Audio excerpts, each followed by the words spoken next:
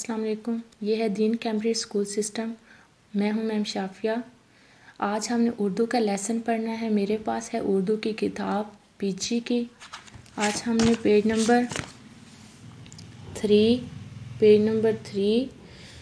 3 पे कल हमने पढ़ा था अलिफ। तो आज हमने क्या पढ़ना है? अलिफ मद्दा।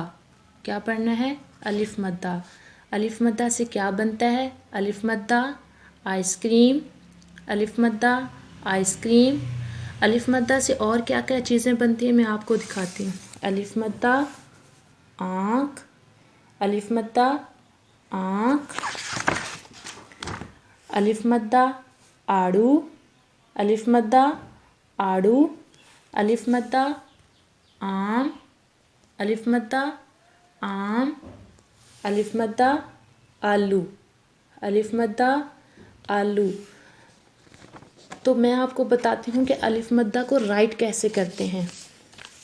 आप लोगों ने ऐसे डॉट्स लगा लेने हैं। डॉट्स के ऊपर आप लोगों ने राइट करना है।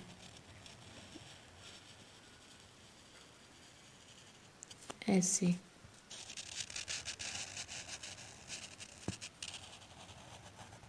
ये क्या बन गया? अलिफ मद्दा। तो बेटा आज आप लोगों ने घर में भी ऐसे ही करना है। डॉट्स लगा के ऊपर ऊपर आप लोगों ने अलिफ मद्दा को लिखना सीखना है। ठीक है? ओके, अल्लाह हाफिज़।